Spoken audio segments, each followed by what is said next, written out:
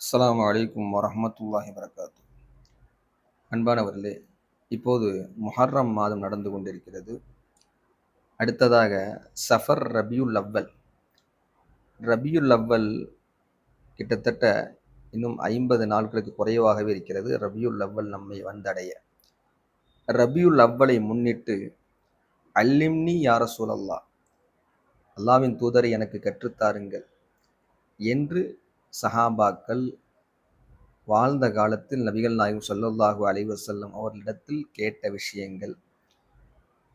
நபிகள் நாயகம் ஸல்லல்லாஹு அலைஹி வஸல்லம் அவர்கள் வஃபாத்துக்கு பிறகு நல்லோர்கள் நாதாக்கள் நபிகள் நாயகம் ஸல்லல்லாஹு அலைஹி வஸல்லம் அவர்களை கனவிலும் நினைவிலும் தரிசித்து கேட்டு கற்றுக்கொண்ட நல்ல விஷயங்கள், குறிப்பாக நல்ல பிரார்த்தனைகளை நாம் ஒரு தொடராக பார்க்கலாம் என்று நாடியிருக்கின்றோம். அல்லாஹ் தௌஃபீக் செய்வானாக. அந்த அடிப்படையில் நபிகள் நாயகம் ஸல்லல்லாஹு அலைஹி வஸல்லம் அவர்களிடத்தில் அபூபக்கர் சித்தீக் ரலியல்லாஹு அன்ஹு அவர்கள் வந்து, யா ரசூலல்லாஹ் அல்லிம்னி துஆன் அதுஉ பிஹி ஃபீ ஸலாத்தி, எனக்கு ஒரு துஆவை கற்றுத்தாருங்கள், நான் அதை என் தொழுகையில் ஓதிக் கொள்கின்றேன் என்று சொன்ன பொழுது நபிகள் நாயகம் ஸல்லல்லாஹு அலைஹி வஸல்லம் அவர்கள் கற்றுக் கொடுத்த துஆ, குல், அபூபக்கர் அவர்களே நீங்கள் சொல்லுங்கள், அல்லாஹும்ம இன்னி ஸலம்து நஃப்ஸி ஸுல்மன் கஸீரன் வலா யக்ஃபிரு ஸுனூப இல்லா அன்த ஃபக்ஃபிர்லி மக்ஃபிரத்தம் மின் இந்திக இன்னக அன்தல் கஃபூருர் ரஹீம். கமா கால அலைஹி ஸலாத்து வஸ்ஸலாம். நபிகள் நாயகம் ஸல்லல்லாஹு அலைஹி வஸல்லம் அவர்கள் இந்த அழகான ஒரு துஆவை கற்றுக் கொடுத்தார்கள். இதைத்தான் நாம் தஷஹூதில் அத்தஹியாத்துக்கு பிறகு நாம் அதிகமாக ஓதுகின்றோம். இந்த செய்தி சஹீஹுல் புகாரியிலும் சஹீஹ் முஸ்லிமிலும் பதியப்பட்ட ஹதீஸ். சஹீஹுல் புகாரியில் பதியப்பட்ட ஹதீஸ் 2 இடங்களில் வருகிறது. சஹீஹுல் புகாரியில் இந்த பிரார்த்தனையின் மொழிபெயர்ப்பு என்ன?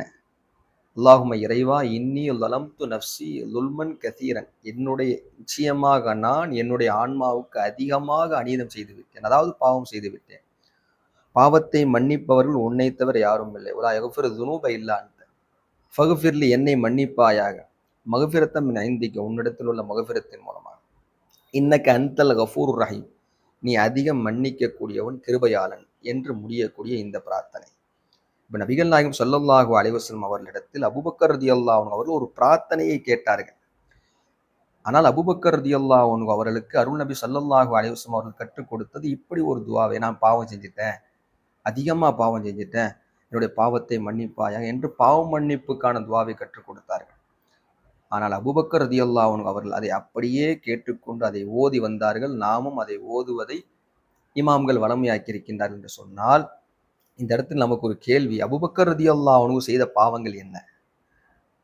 இஸ்லாத்தில் வந்த பிறகும் இஸ்லாத்திற்கு முன்னதாகவும் கூட அபூபக்கர் சித்தீக் ரலியல்லாஹு அன்ஹு அவர்கள் மது அருந்தியதில்லை, சிலை வணங்கியதில்லை, பொய் சத்தியம் செய்ததில்லை, பொய் சொன்னதில்லை.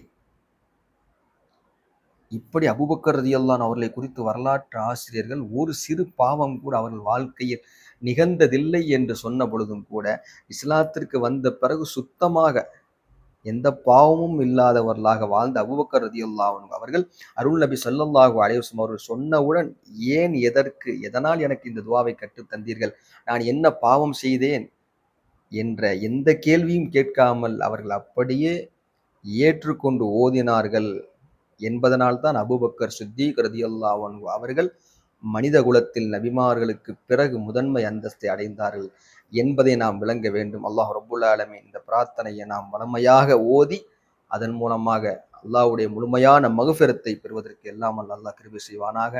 அஸ்ஸலாமு அலைக்கும் வரஹ்மத்துல்லாஹி வபரகாத்துஹு.